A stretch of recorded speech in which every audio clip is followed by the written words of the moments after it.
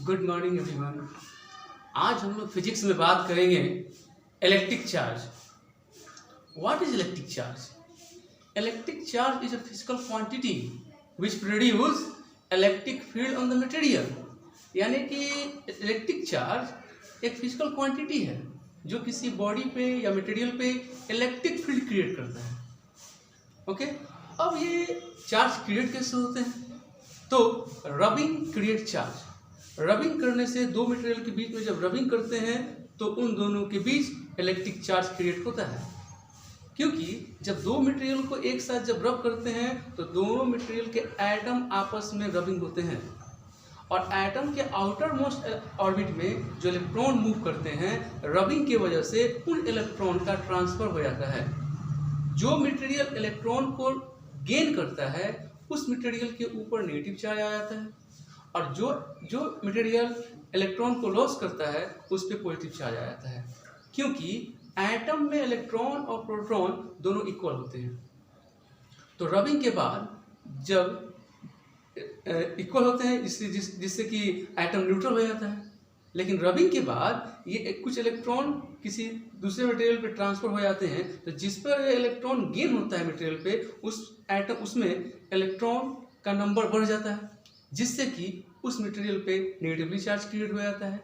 और जो material rubbing के बाद इलेक्ट्रॉन को लॉस किया है उस मटेरियल के एटम में पॉजिटिव चार्ज ज़्यादा होता है, इंक्रीज हो जाता है, जिससे कि उस मटेरियल पे पॉजिटिव चार्ज क्रिएट होता है।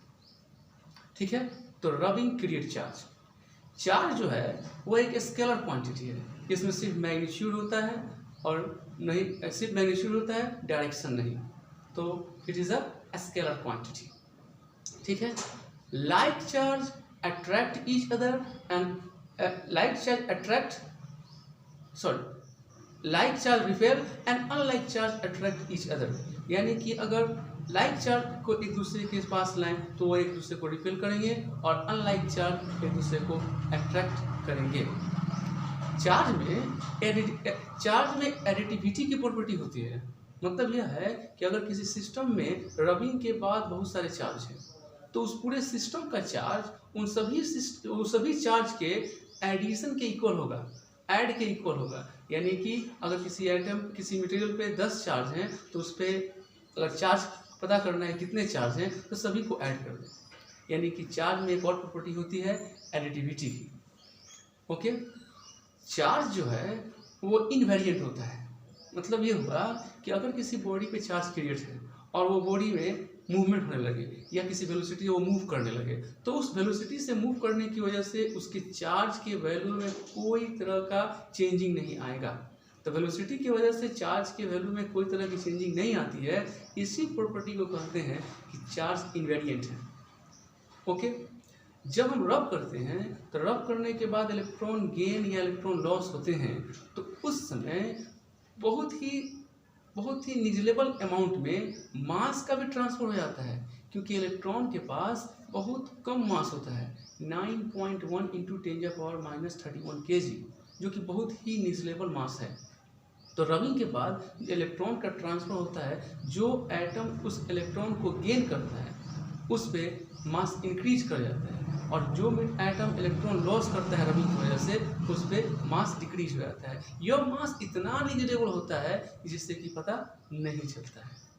ओके, जब ये इलेक्ट्रिक चार्ज क्रिएट हो जाते हैं रबिंग के बाद, एक मटेरियल में पॉजिटिव चार्ज और दूसरे पे नेगेटिव चार्ज, तो यह किस तरह के फील्ड क्रिएट करते हैं? तो पॉजिटिव चार्ज आउटवर्ड डायरेक्शन में इलेक्ट्रिक फील्ड क्रिएट करता है और नेगेटिव चार्ज इनवर्ड डायरेक्शन में इलेक्ट्रिक फील्ड क्रिएट करता है। चार्ज की एक और प्रॉपर्टी होती है, यह क्वांटाइजेशन होता है या क्वांटाइज होता है। अब ये क्वांटाइज का मतलब क्या है कि किसी भी बॉडी से इलेक्ट्रॉन का ट्रांसफर हमेशा इलेक्ट्रॉन के मल्टीप्लाई के इक्वल ही होगा। ऐसा नहीं है कि इलेक्ट्रॉन 1.2 इलेक्ट्रॉन, 3/2 इलेक्ट्रॉन, 1.5 इलेक्ट्रॉन, इस तरह का ट्रांसफर नहीं होता है। तो चार्ज की इस प्रॉपर्टी को क्वांटाइजेशन ऑफ चार्ज कहते हैं। Charge is transfer on any body is always multiply of electron. This is called quantization of charge. Okay, charge का जो डायमेंशन होता है वो 80 होता है। ओके, आइए देखते हैं। Charge is a physical quantity which produce electric field on the material. Rubbing creates charge. It is a scalar quantity. SI unit of charge is coulomb. Coulomb एक साइंटिस्ट का नाम है, उन्हीं साइंटिस्ट के नाम पे इसके यूनिट का नाम दिया गया है. SI यूनिट में चार्ज का यूनिट जो होता है वो कूलम होता है. Okay, like charge repel and unlike charge attract each other. Additivity of charge, यानी किसी सिस्टम पे अगर एक से ज़्यादा चार्ज हैं तो उसके पूरे चार्ज का वैल्यू सभी के ऐड के इक्वल होगा, यानी कि इसमें एडिटिविटी की प्रॉपर्टीज भी होती है. Charge is invariant. Charge invariant मतलब अगर किसी बॉडी पे चार्ज है और किसी वेलोसिटी से वो मूव करने लगे तो उसके चार्ज पे कोई इफेक्ट नहीं पड़ता है, यानी कि वेलोसिटी की वजह से चार्ज पे कोई इफेक्ट नहीं आता है. Dimension of charge 80. ये जो चार्ज का डायमेंशन होता है वो 80 होता है, क्योंकि I equal to Q by T, therefore Q equal to IT. तो Q इक्वल टू I का A और टाइम का T, इसलिए चार्ज का डायमेंशन 80. ओके, और अगला पॉइंट क्या था हम लोग का? Quantisation of charge.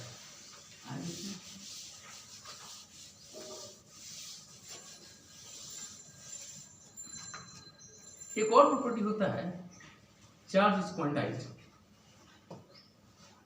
Charge is quantised मतलब यह है कि चार्ज जो है जो ट्रांसफर होगा किसी बॉडी पे एक डिस्क्रीट पैकेट्स के फॉर्म में होगा, जो कि हमेशा E के मल्टीप्लाई के इक्वल होगा. इसको ऐसे समझेंगे कि जो चार्ज Q होगा वो हमेशा प्लस माइनस पॉजिटिव और नेगेटिव. चार्ज प्लस माइनस हमेशा Ne के बराबर होगा. अब N का मतलब यहाँ है where N equal to number of electron and E equal to 1.6 into 10 to the power minus 90 coulomb. This is a charge of electron. ठीक है, तो ये क्वांटाइजेशन ऑफ चार्ज होता है. किसी भी बॉडी पे चार्ज का जो डिस्ट्रीब्यूट होगा या डिस्ट्रीब्यूट होगा वो हमेशा Q equal two plus minus N होगा. इसी को क्वांटाइजेशन ऑफ चार्ज कहते हैं. ठीक है, आगे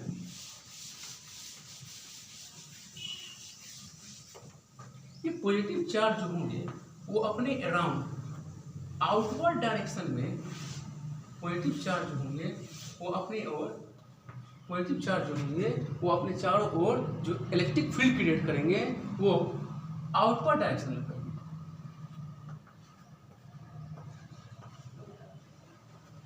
और नेगेटिव चार्ज अपने चारों ओर इनवर्ड डायरेक्शन में इलेक्ट्रिक फील्ड क्रिएट करेंगे.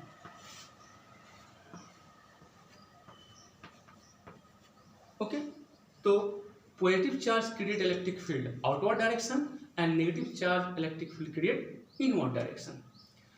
ये तो मैंने कि चार्ज की बात हुई. अब हम ये बताएंगे, अब हम लोग यह जानकारी लेंगे कि ये चार्ज आखिर के बारे में सबसे पहले किसने जानकारी दी. तो एक बहुत बड़े साइंटिस्ट हैं बेंजामिन फ्रैंकलिन. बेंजामिन फ्रैंकलिन ने यह बताया कि चार्ज पॉजिटिव और नेगेटिव होगा. अब सवाल यह है कि एक चार्ज पॉजिटिव और नेगेटिव ही क्यों होगा?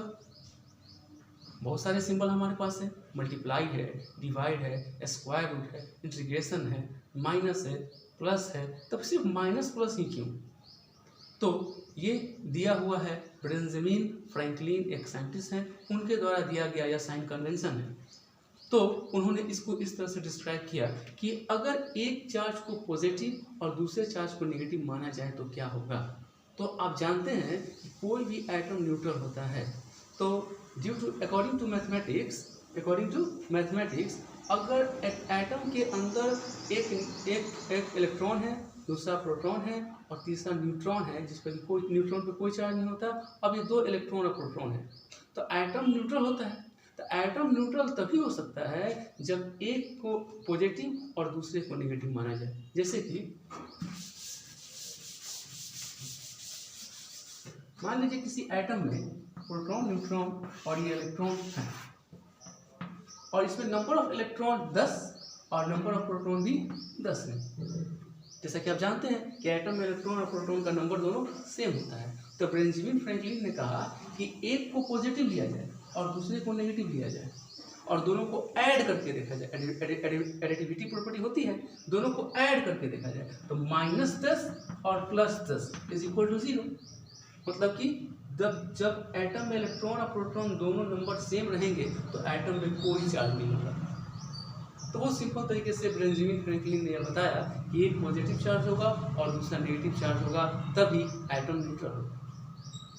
ओके, अब ये चार्ज जो क्रिएट होते हैं वो रबिंग की वजह से क्रिएट होते हैं।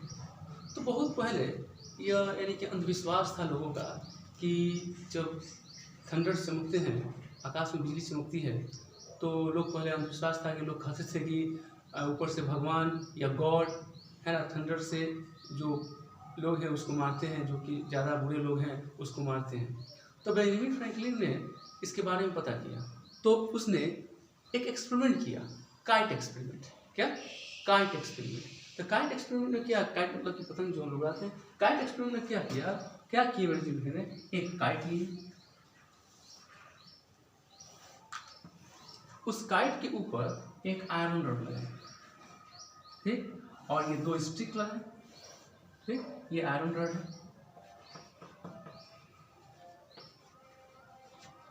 ये सिल्क है, ये डबल स्टिक है,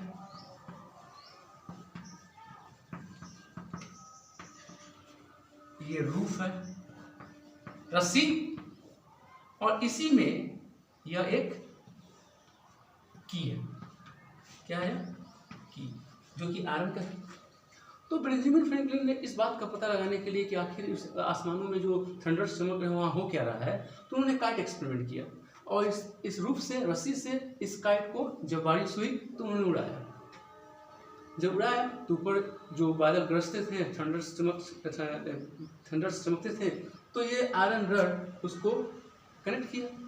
आयरन रॉड आयरन होने की वजह से उस इलेक्ट्रिसिटी को यहाँ से ट्रांसमिट किया, और यह की लगे होने की वजह से, और पूरा का पूरा रूफ रस्सी वीट था, भीगा हुआ था, जिससे कि वो इलेक्ट्रिक करंट वहाँ तक बेंजामिन फ्रैंकलिन के हाथों तक जाता है और उनको थोड़ा इलेक्ट्रिसिटी महसूस होता है।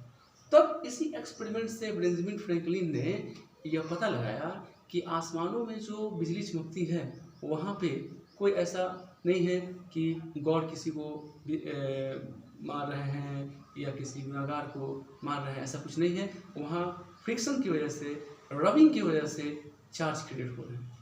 उसके बाद उन्होंने यह भी बताया कि यह चार्ज 2 तरह के होंगे, एक पॉजिटिव और नेगेटिव। ओके, और इन्हीं के द्वारा कहा गया था कि जो पॉजिटिव चार्ज होंगे वो आउटवर्ड डायरेक्शन में इलेक्ट्रिक फील्ड क्रिएट करेंगे और नेगेटिव चार्ज जो होंगे वो इनवर्ड डायरेक्शन में इलेक्ट्रिक फील्ड क्रिएट करेंगे।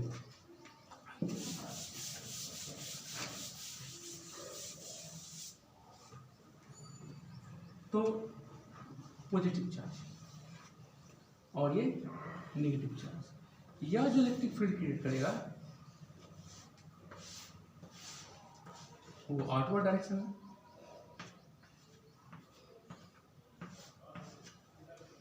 और ये जो इलेक्ट्रिक फील्ड क्रिएट करेगा इनवर्ड डायरेक्शन में।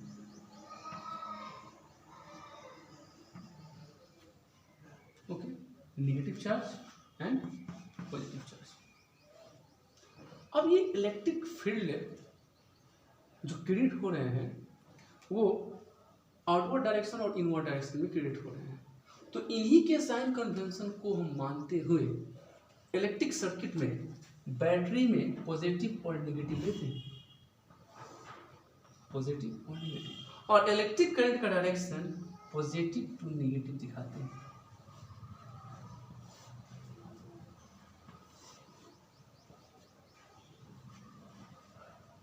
बल्ब है, दिखाते हैं। क्यों? क्योंकि पॉजिटिव पोल से electric current out and negative pole से इलेक्ट्रिक करंट इन।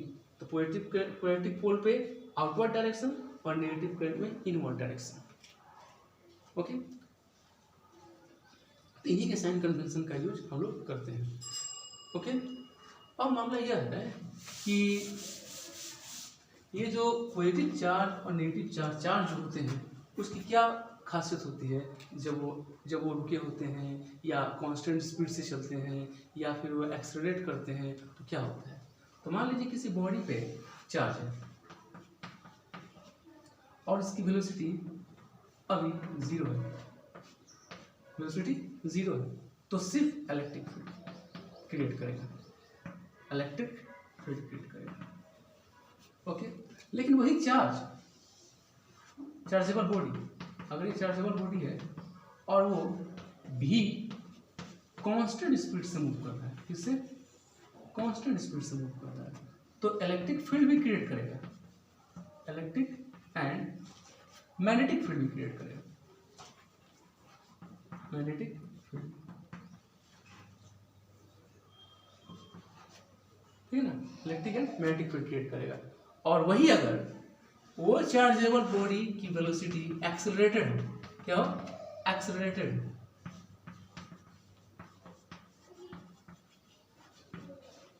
तो इलेक्ट्रिक फील्ड भी क्रिएट करेगा, मैग्नेटिक फील्ड भी क्रिएट करेगा एंड रेडिएशन एनर्जी भी, रेडिएटेड एनर्जी भी क्रिएट करेगा। ओके, ई से हम डिनोट करते हैं इलेक्ट्रिक फील्ड को और बी से डिनोट करते हैं मैग्नेटिक फील्ड को। अब क्या समझ में आया कि रेस्ट चार्ज रहेगा तो सिर्फ और सिर्फ इलेक्ट्रिक फील्ड क्रिएट करेगा, और अगर मूव करता हुआ चार्ज है और वो कांस्टेंट स्पीड से मूव कर रहा है तो इलेक्ट्रिक फील्ड के साथ साथ वो मैग्नेटिक फील्ड भी क्रिएट करता है। अगर वो चार्ज कांस्टेंट स्पीड में ना होके एक्सेलरेटेड स्पीड से जा रहा है, एक्सेलरेट कर रहा है, तो एक्सेलरेट करेगा तो इलेक्ट्रिक फील्ड, मैग्नेटिक फील्ड और साथ साथ रेडिएटेड एनर्जी यानी रेडिएशन एनर्जी भी क्रिएट करेगा। अगले वीडियो में हम बात करेंगे कि ये इलेक्ट्रिक फील्ड क्या होते हैं और इस इलेक्ट्रिक फील्ड में किसी टेस्ट चार्ज को लाने पे किस तरह के फोर्स एक्सपीरियंस होते हैं। Okay, have a nice day.